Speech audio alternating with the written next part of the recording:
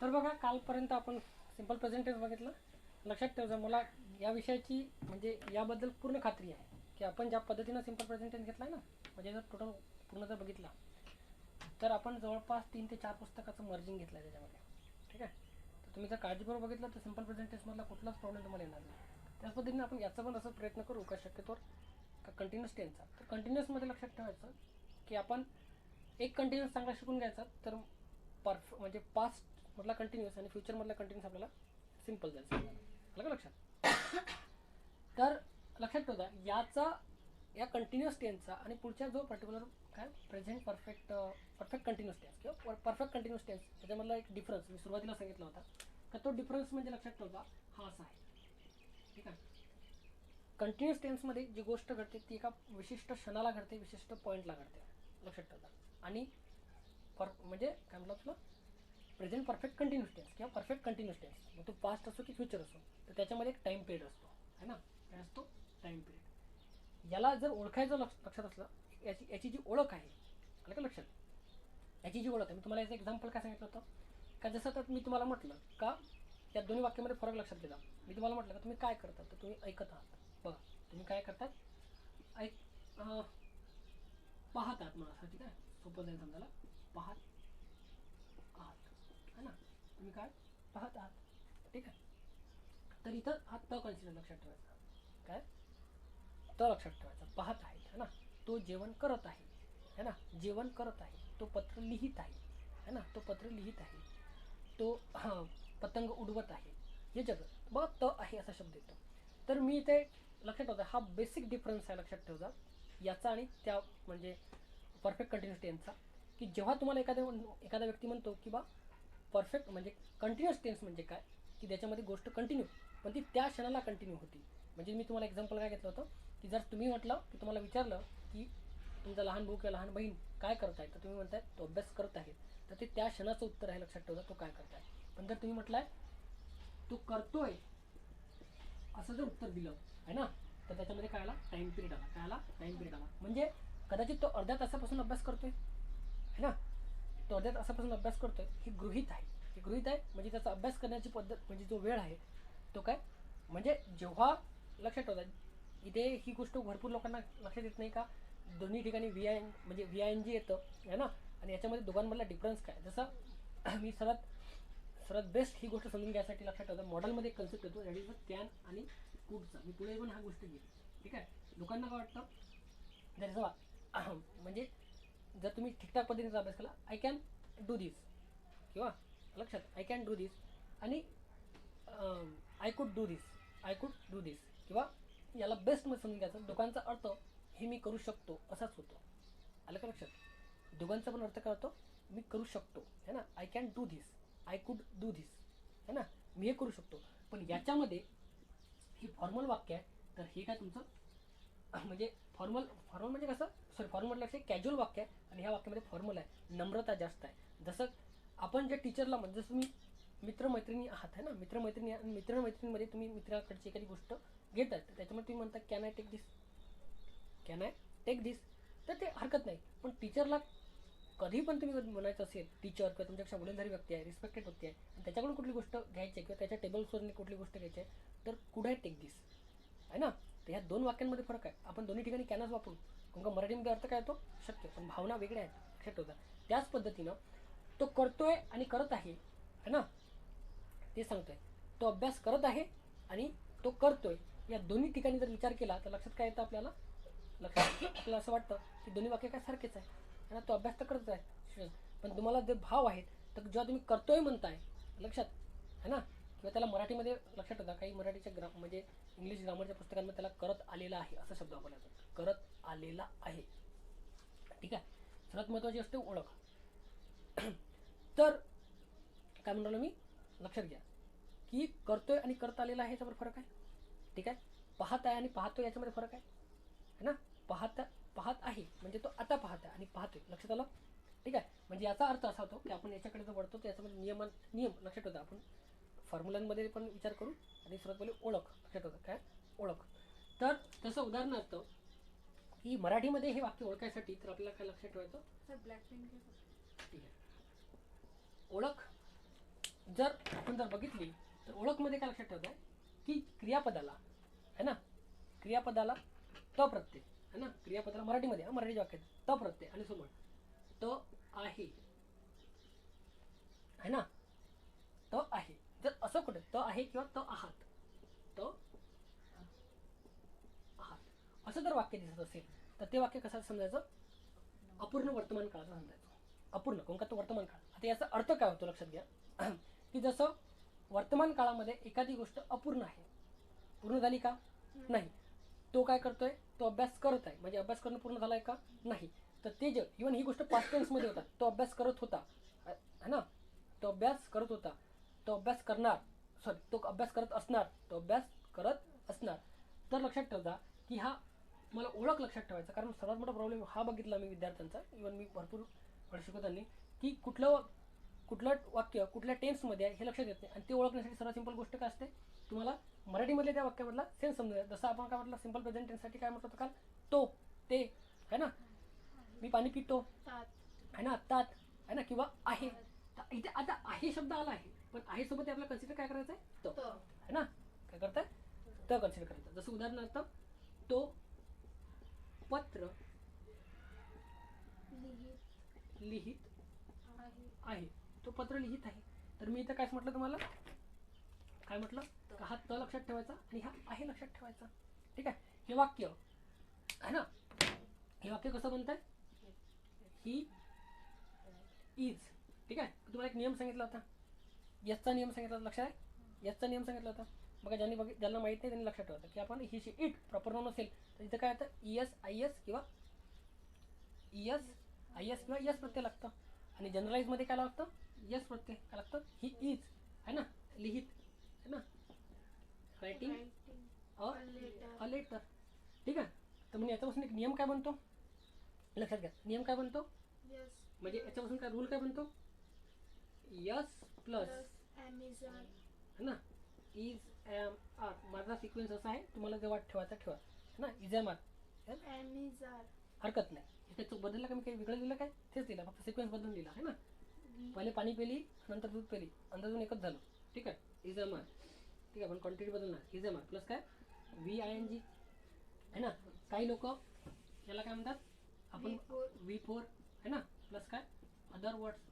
तुम्हाला अदर वर्ड्सचा समजा कन्सेप्ट समजला ना, लक्षात आला. अदर वर्ड्स नाही तर मना नाट बोल, अदर वर्ड्स ऑब्जेक्ट लिहायला लागते है ना, प्रत्येक वेळा ऑब्जेक्ट नसते है ना. मग तुम्ही जेव्हा वॉइस शिकता तर वॉइसमध्ये एक कन्सेप्ट येतो काय, तर direct object and indirect object. Direct object and indirect object. Object काय झाले, दोन झाले, काय झाले, दोन. तर इथे लक्षात घ्या काय, S plus is am are plus V N G है ना. हे एक वाक्य झालं. याचं काय करून टाकतो आपण, हे साधारणतः काय ॲक्टिव्ह व्हायचं वाक्य आहे, साधारणतः काय ॲक्टिव्ह व्हायचं. तर दुसरा विषय असा होतो, याचा दुसरा विषय असा होतो की याला काय, याचं जर पॅसिवाईज करतो, इव्हन हे पण वाक्य सिंपल प्रेझेंट टेन्सच राहील लक्षात होतं. हे पण वाक्य काय सिंपल प्रेझेंट टेन्स. जसं उदाहरणार्थ काय म्हणायचं आहे तुम्हाला, जसं ओ प्लस है ना, पुन्हा इज एम आर प्लस काही बीइंग. बीइंग राहील ना बेटा, करेल being plus V3 plus by plus subject second case. समजलं का, पोहून घ्या तुमच्याकडे आहे का नियम. अरे बाबा बीइंग आहेच नाही, नाही कशात, ह्या रूल मध्ये. कुठल्या रूलमध्ये, तोच रूल आहे पण त्यामध्ये आहेच नाही. मी काय शिकवते सध्या आता, कंटिन्युअस. तो कशाचा आहे, मग तो कसा राहील त्याच्यात, तो राहील का त्याच्यात है ना. समजलं ना काय म्हणून राहिलं, ठेसा आणि भाकर कॉम्बिनेशन, ठेसा आणि गुलाबजामुनचं कॉम्बिनेशन जमणार नाही है ना. बासुंदी ठेसा टाकायचा थोडंसं नाही जमणार ना, जिथं जे टाकायचं तेच टाकलं ते, कळलं. ठीक आहे. इव्हन याचाच काय होतो, याचंच काय म्हणतो तुम्हाला बघा, लक्षात ठेवता का, O plus is am are plus being plus V3 plus by plus subject second case. Subject काय सेकंड केस. हा बीइंग कुठं आला लक्षात ठेवता, बीइंग तुमचं लक्ष असेल. हा बीइंग कुठं आला, तर तुम्हाला माहिती आहे का, बी इज इक्वल टू काय लागतं, इज एम आर आणि काय म्हटलं तो वॉज वेअर. बघा स्पून फिडिंग चालू आहे. स्पून फिडिंग म्हणजे काय, असं हाताने भरवणं है ना. जर तुम्ही ठीकठाक पद्धती लक्षात ठेवलं ना, काही ग्रामरचे रूल कधीच नाही. 20 लेक्चरमध्ये तुम्ही ठीकठाक पद्धती विचार केला, दिसून नाही का ते 20 लेक्चरमध्ये तुम्ही ठिकठाक एबल होऊन जाता का काय इंग्रजी काय भानगड आहे म्हणून, है ना. आणि आपल्याला आता ह्या बिंग, आता इथं व्ही आय एन जी काय झाला तर इथं काय ह्या कंटिन्युअसमध्ये दाखवायसाठी हा बिंग आता बी प्लस काय I N G, B plus काय आय एन जी वापरला आहे. तर काय O plus is am are plus आहे. हे पण वाक्य काय कंटिन्युअस टेन्सच आहे, लक्षात ठेवा. काऊन का कंटिन्युअस टेन्सचं का वाक्य लक्षात आहे. कंटिन्युअस टेन्सचं वाक्य काय, जसं फक्त इथं काय जसं हे वाक्य काय होतं, तो पत्र लिहित आहे, तर या वाक्याचा सेन्स असा आहे का त्याच्याकडून पत्र लिहिल्या जात आहे, त्याच्याकडून पत्र लिहिल्या जात आहे, ठीक आहे. आणि आय एन जीचा तो सेन्स देतो, आय एन जी त्याला तो सेन्स देतो, काय सेन्स देतो, आय एन जी त्याला कोणता सेन्स देतो, आय एन जी त्याला कोणता सेन्स देतो, कंटिन्यूचा सेन्स देतो. ह्या बिईंग है ना, त्याला काय कशात देतो सेन्स देतो, कंटिन्यूचा सेन्स देतो. ओके. आता याचाच काय करा, प्रश्न करा. याचा प्रश्न काय होईल, इज एम आर है ना, इज एम आर बरोबर, is am are yes plus काय V I N G other है ना, प्लस अदर वर्ड, प्रश्नार्थ चिन्ह, प्रश्नार्थ चिन्ह, प्रश्नार्थ कोण प्रश्न तयार राहिला ना, है ना. पुन्हा याचा याचा कसं होईल, है ना, हे पण पुन्हा काय इथे याचा कसं होईल, इज एम आर प्रश्न तयार होऊन झाला काय याचा, इज एम आर है ना, इज एम आर प्लस का S plus being plus V three है ना, being plus V three plus being plus V three plus by plus subject second case. Subject second case माहिती आहे ना काय कशाला म्हटलं होतं आपण, कशाला म्हटलं होतं. तसं फॉर एक्झाम्पल आपल्याकडे जेवढे प्रोनाउन असतात, किती प्रोनाउन किती आहेत आपल्याकडे, किती आहेत प्रोनाउन, कधी काय विचार करतात प्रोनाउन जेव्हा शिकवतो प्रोनाउन सर म्हणा, आता काय करतात गडबड करतात. ठीक आहे, प्रोनाउन किती आहे, I we he she it आहे ना, they you, they you, you दोन वेळा वापरला जातो, यू एक वचनात आणि यू अनेक वचनात. आयचं मी माय माइन है ना, वीचं अस है ना, अस अवर अवर्स, ठीक आहे, ही हिम हिम ही हिज हिज, ठीक आहे. त्याच्यानंतर हर हर महादेव, शीचं काय होते हर हर महादेव, ठीक आहे. इट्स इट इट्स है ना, त्याच्या पुढचं नाही होत, ठीक आहे, कळलं का. दे देअर समजा, दे देम देअर. तर हा हे प्रश्न झाले बरोबर. आता याचा अर्थ हे वाक्य कशा कुठल्या टेन्सचं होतं, कुठल्या सिम्पल, इव्हन याचा काय झाला तर याला याला लक्षात ठेवतो व्हॉइस मी वेगळा शिकवणार, त्यात काही टेन्शन नाही. व्हॉइस मधलं वेगळं काय शिकवणार मी, लक्षात ठेवता अज्ञार्थी वाक्याचं व्हॉइस, ठीक आहे, ते थोडंसं वेगळं आहे, ठीक आहे. बाकीचं इथं शिकून देतो तुम्हाला जवळपास, ठीक आहे. तर आता काय झालं, याच वाक्याला कसं केलं, अ लेटर है ना, म्हणजे हे वाक्यात लिहिलं ना कोणी नियमानुसार, गरज आहे का किंवा दुसऱ्या पद्धतीनं, जसं आता हा एक सिक्वेन्स सांगतो ते नंतर घेऊ वाक्य, ठीक आहे. तर आता इजामारचा नियम है ना, तर तुमचं याच्यामध्ये आय जर असेल तर आपल्याला काय माहित आहे, एम वापरायचा आहे, काही झालं तरी है ना. कोण वापरायचा आहे, काय वापरायचा विचार करायचा नाही, एम वापरायचा, काय अपवाद आहे, काय अपवाद आहे, ठीक आहे. त्याच्यानंतर काय तुमचा ही शी इट आणि प्रॉपर नाऊन असेल है ना, तर काय वापरायचं, काय वापरायचं, इज वापरायचं, काय वापरायचं, इज वापरायचं. मग असं विचारायचं नाही काऊन असं आलं है ना, सिम्पल सिम्पल. इव्हन त्याला मी कन्सेप्ट काय सांगितलं होता की जगातलं कुठलंही ही शी इट असो, त्याच्यासमोर येणारं क्रियापद है ना, त्याच्यासमोर येणारं क्रियापद त्याला यस लागलेलं असतं, त्याला काय लागलं असतं, यस लागलं. जर यस असेल तर है ना, जसं हॅव किंवा हॅजमधलं जर निवडायचं असेल तर ते काय निवडणार, हॅज, काय निवडणार, हॅज. कारण का ही शी इटमध्ये हॅज.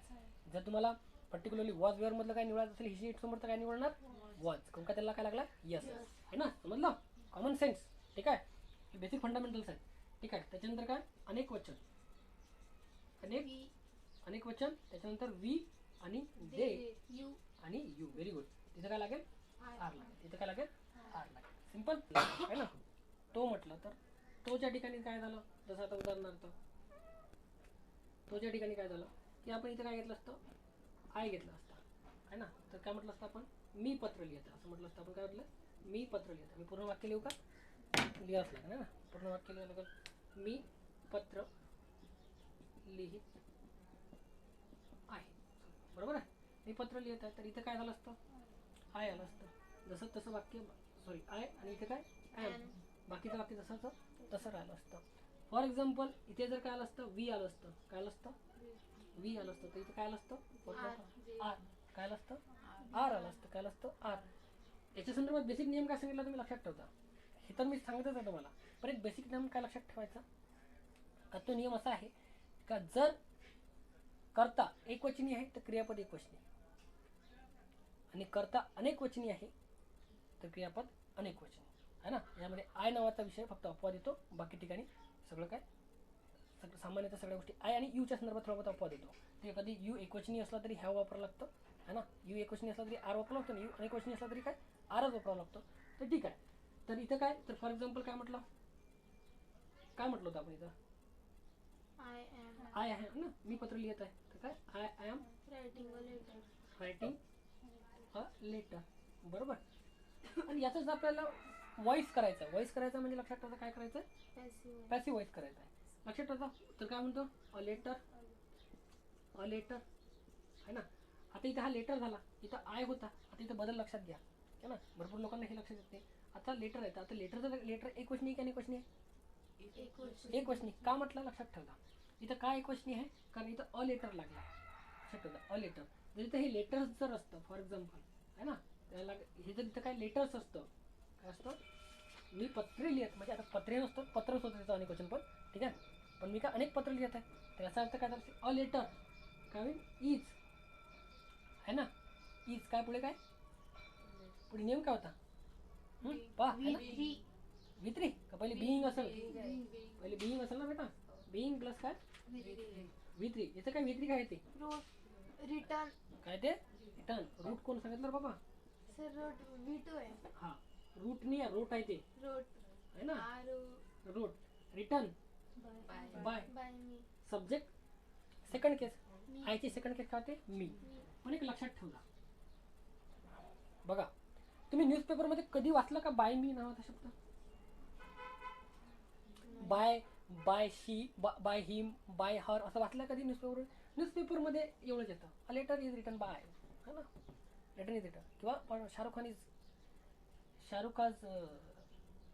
इज बीइंग अरेस्टेड है ना, शाहरुख खान किंवा आता आर्यन खानचा विषय चालू आहे है ना.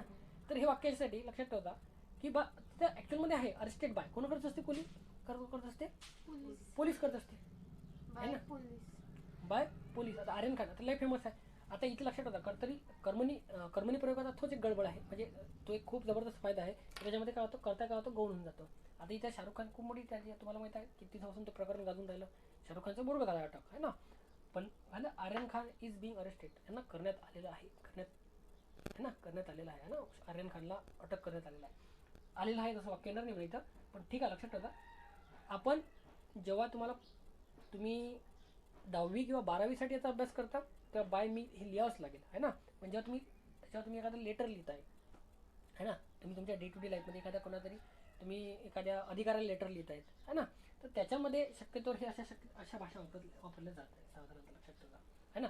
पण एक असं मी आता लेटेस्टमध्ये ऐकलं की बा जे नोटिंग असतं कशाचं, जे मोठे मोठे अधिकारी नोटिंग लिहितात डायरीमध्ये, त्यांच्या नोटिंग लिहितात, तर ती अधिकारिक भाषेमध्ये सर्वात इम्पॉर्टंट असतं का, करता गौण असतो है ना. करता म्हणजे ज्या पदावर असलेला व्यक्ती सतत बदलत असतो तो गौण असतो, त्याच्यामुळे तिथे पॅसिव्ह व्हॉइसमध्ये वाक्य वापरले जातात. पण इकडलं ही गोष्ट काय केली जाते, गौण केली जाते. हा अवांतर विषय सांगितला. पण लक्षात ठेवा, तुम्ही नेहमी तुम्हाला पेपरमध्ये तुम्ही वाचत असता तेव्हा तुमची गडबड काय होते, लक्षात ठेवा की भरपूर लोकांची गडबड काय होते, का ही गडबड होते का बाबा अरे बाय मी नाही आहे तर वाक्य काय नाही आहे, पॅसिव्ह व्हॉइसचं नाही आहे ना. तुम्ही अजूनही जे लोक 10वीचा किंवा 12वीचा अभ्यास करतात ते लोक तेच असतात, बाय आहे का त्याच्यात वाक्यात नाही, म्हणजे वाक्य पॅसिव्ह व्हायचं नाही है ना. तर मी तुम्हाला हे सगळे टेन्सेस समजून झाल्यानंतर मी तुम्हाला एक गोष्ट सांगेल का, त्या बेसिक लक्षात ठेवायचं का, की जसं कधीच लक्षात ठेवायचं काही गोष्टी असतात का, इज नंतर बिईंग आलाय है ना, इज नंतर काय आलं पाहिजे, V3 आलं पाहिजे. लक्षात ठेवा, एक तर इज नंतर इज एम आर नंतर शक्यतोवर काय आलं पाहिजे, एकतर V3 आलं पाहिजे किंवा याच्यानंतर काय आलं पाहिजे, बिईंग आलं पाहिजे. काय आलं पाहिजे, बिईंग. पुढे मग चर्चा करूयाची, बिईंग आलं पाहिजे किंवा V4 आलं पाहिजे है ना, V4 आलं पाहिजे सामान्यतः. किंवा काय आलं पाहिजे, डायरेक्ट ऑब्जेक्ट आलं पाहिजे. काय आलं पाहिजे, डायरेक्ट ऑब्जेक्ट. पण याच्या व्यतिरिक्त काहीतरी येत असेल तर ते वाक्य ऑटोमॅटिक चुकतं. जर V1 आलं असेल है ना, किंवा इथं V2 आलं असेल तर हे वाक्य ऑटोमॅटिकली समजायचं चुकलं मग है ना. कारण का नियम काय सांगते, ऑब्जेक्ट येईल, V3 येईल, बिईंग येईल किंवा आणि बिईंग येईल तर त्याच्यापुढे काय येईल, लक्षात ठेवा पुन्हा V3 येईल. बिईंग येईल त्याच्यापुढे V3, बिईंग आल्यानंतर V3 घेतलं ना है ना. तर बेसिक लक्षात ठेवायचं की हा एक वेगळा नियम आहे. नंतर मी सगळं झाल्यानंतर तुम्हाला सगळ्यांचं सेपरेट करून देईल. ते एक पेज लक्षात ठेवायचं, 4-5 दिवस रिवाईज करायचं आणि मग 15-15 दिवसानंतर रिवाईज करत राहायचं. तुमचं ग्रॅमॅटिकली करेक्शनचं करेक्शन म्हणजे जे असतं ना ग्रॅमॅटिकली एरर, खास करून वर्बच्या पॉईंट ऑफ व्ह्यूनं. ठीक आहे. कारण आपल्याला लक्षात येतं 8 गोष्टी आहेत, 8 गोष्टी शिकायच्या आहेत. त्यातला पहिले कमांड घ्यायची असते वर्बवर. काय घ्यायची असते? वर्बवर. आणि ते टेन्सच्या माध्यमातून आपण घेत असतो. बाकीच्या पुढच्या गोष्टी बघू. तर इथे काय म्हटलं लक्षात आलं का? जर इथं लेटर्स असतं तर काय आलं असतं? फॉर एक्झाम्पल इथं लेटर्स असतं तर लेटर्स काय असतं? लेटर्स. आता पाहिजे का लेटर्स आलं म्हणून काय इथलं आर्टिकल गायब झालं. इथं आर्टिकल नाही आहे. ही गंमत आहे, लक्षात ठेवता. इथे लेटर आहे म्हणून आर्टिकल आहे. लेटर यस लागला म्हणून काय घेतलं इथं? आर आहे ना. इथे घेतलं आर. बी रिटर्न बाय मी है ना. बाय मी हरकत नाही या वाक्याचं. ठीक आहे. मी कन्सिडर काय केलं तर इथं लेटर्स कन्सिडर केलं. लेटर्स म्हटलं तर लेटर्सचं लेटर्सनं वाक्य घेतलं है ना. याच वाक्याचं काय होईल? याच वाक्याचा प्रश्न करायचा असला प्रश्न कसा होईल? का दुसऱ्या वाक्याचा प्रश्न घेऊ? नाही त्याचाच घेऊ प्रश्न. जसं काय ॲम आय है ना. काय होतं? ॲम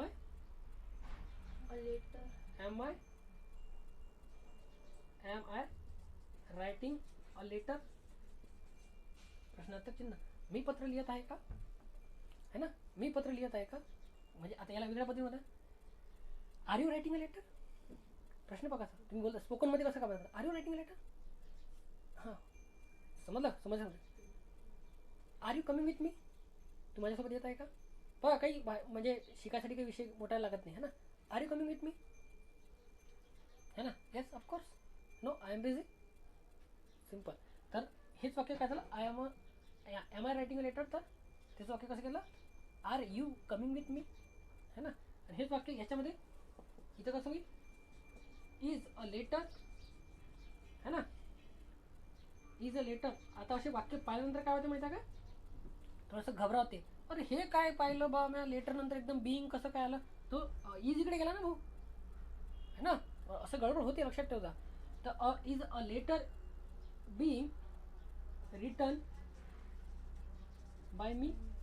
तोच सेन्स आहे पण प्रश्न आहे तोच काय सेन्स. आणि इथं सर प्रश्न बनवताना हेल्पिंग वर्ड समोर आणायचा. हां तो एक मी जनरल मी फक्त टेन्स कम्प्लीट होऊ द्या. मी तुम्हाला आणखी एक प्रश्नासंदर्भात एक जनरल युनिव्हर्सल वाक्य लिहून देईल. एक युनिव्हर्सल वाक्य ते आता लिहून दिलं चालते, हरकत नाही. मी आता सांगतो लागत थोड्या वेळात. ते युनिव्हर्सल वाक्य लक्षात ठेवायचं. त्याच्यातून कोणताही प्रश्न बनणार. काय म्हटलं मी? कोणताही प्रश्न बनणार. इव्हन जर तुम्हाला पाहायचं असेल तर मी मला वाटते जो पहिल्या व्हिडिओमध्ये त्याचा डिस्क्रिप्शनमध्ये पण तो नियम लिहिलेला आहे. लक्षात आलं का? हे काय म्हणतो मी? हे बघा कुठलंही वाक्य घ्या. आता फक्त प्रॉब्लेम काय माहीत आहे की आपण लेटरवर घेतलं. तुम्ही काय म्हणतो बा त्याला तुम्हाला जे पाहिजे जे तुम्हाला वर्ब घ्यायचं ते वर्ब घ्या, वेगवेगळी वाक्य बनवा. हा सिम्पल फंड आहे. समजलं काय? तर याची रिवाईज करून सांगतो. काय लक्षात ठेवता? याची ओळख काय लक्षात ठेवायची? त आहे ना. त आहे. कुठेही त आहे असं आलं तर समजायचं प्रेझेंट कंटिन्युअस टेन्सचं वाक्य आहे ना. इंग्लिशमध्ये आलं तर इंग्लिशमध्ये विचार करायचा. त्याच्यासमोर इज एम आर है ना. इज एम आर किंवा व्ही फोर आला असेल तर इज एम आर आणि व्ही फोर. मे बी कधी कधी असं होऊ शकेल की त्याच्यासमोर काय होईल की इज नंतर बिईंग येईल है ना. इज नंतर बिईंग आहे तरी ते काय कशाचं आहे? प्रेझेंट कंटिन्युअस टेन्सचंच वाक्य आहे ना. Present continuous tense. बघा आपण ट्रॅडिशनली जे शाळेमध्ये शिकलो ते शाळेमध्ये एवढंच शिकलो का हेच वाक्य फक्त प्रेझेंट कंटिन्युअस टेन्स आहे ना. किंवा मग याच्याकडे हे तर याच्याबद्दल काय सांगितलं जेव्हा याला वर्बल क्वेश्चनच्या पॉईंट ऑफ व्ह्यूने शिकलो. पण हे पण वाक्य कंटिन्युअस टेन्सच आहे ना. हे पण वाक्य कंटिन्युअस टेन्स आहे पण याचा सेन्स वेगळा आहे, लक्षात ठेवता. आता ते प्रत्येक वेळा VING आहे, लक्षात ठेवता. ही गोष्टी खूप बारक्या असतात. प्रत्येक वेळा VING आहे म्हणजे कंटिन्युअस टेन्स असतो असं नाही है ना. जसं काय म्हटलं तुम्ही काय रेस्टिंग इज अ रस्टिंग है ना. रेस्टिंग है ना. आता रेस्टिंग तर डायरेक्ट सुरुवातीला झाला. हे खूप फेमस वाक्य माझा. रेस्टिंग इज अ रस्टिंग है ना. तुमचं म्हणणं आहे ना कंटिन्युअस टेन्सचं वाक्य आहे. ठीक आहे. आता रस्टिंग इज अ रस्टिंग. आता इथं पण VING लागला, इथं पण VING लागलाय, बरोबर ना. पण गंमत अशी आहे इथं वर्ब आहे इथं नाऊन आहे ते. ही गंमत आहे. आणि म्हणूनच आपल्याला लक्षात ठेवता का टेन्स झाल्यानंतर आपण बायफर्केशन्स करून नाऊन त्याची डिटेलिंग वर्ब त्याची डिटेलिंग, ॲडजेक्टिव्ह वर्ब त्याची डिटेलिंग करत करत नेऊ आणि प्रत्येक शब्द कुठे कुठे खास करून ह्याच्यानंतर आपण आर्टिकल्सवर चर्चा करू. पहिले काय करू, रेस्टिव्ह वर्ब नाही आहे का? हां रेस्टिव्ह वर्ब नाही आहे. हाय रेस्ट वर्ब आहे ना, म्हणून म्हटलं. पण तिथे VING लागलं. मी सुरुवातीला सांगितलं धातू साधित म्हणतात त्याला मराठीमध्ये. धातू साधित, धातूपासून साधलं गेलेलं है ना. धातू साधित नाम, धातू साधित क्रियाविशेषण, धातू साधित विशेषण. त्याच पद्धतीनं धातू साधित काय हे नाम झालं. धातूपासून काय झालं त्याला वर्बल नाऊन, इंग्लिशमध्ये काय म्हणतात वर्बल.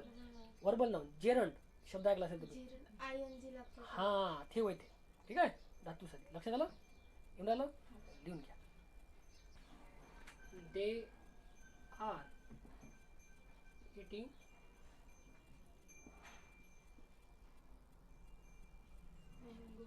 मँगोज. मँगोज अनेक वचन झालं, यस प्रत्यय लागलं है ना, सिंपल. ठीक आहे, तर याचा प्रश्न काय होईल, आर दे इटिंग मँगोज. काय करायला लागेल, प्रश्नाचं चिन्ह. बरोबर. त्याच्यानंतर काय होईल, याचा प्रश्न झाला, याचं काय पॅसिवाईज कसं होईल, मँगोज. इथे पण काय होईल, आर बीइंग इटन बाय. देचं काय होतं, them.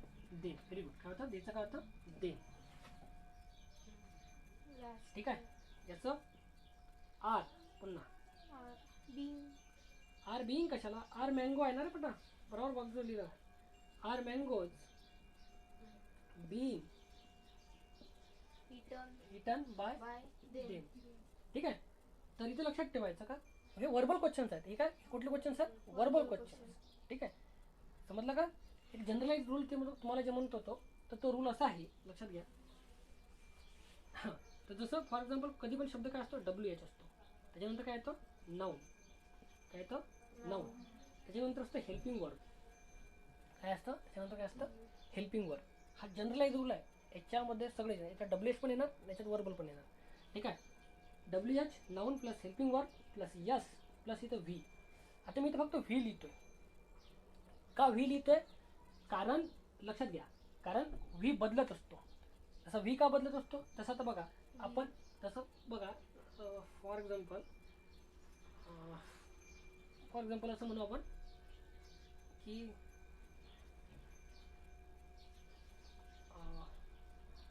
He it's a mango. बरोबर. तर मग आपण वाक्य घेतलं काय, does he it a mango. बरोबर.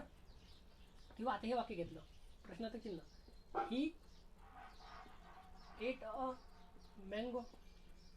बरोबर, ही एट अ मँगो. तर इथे काय होईल, डीड होईल है ना. आणि इथलं क्रियापद बदललं म्हणजे V2च्या जागी काय आला, आता V1 येईल.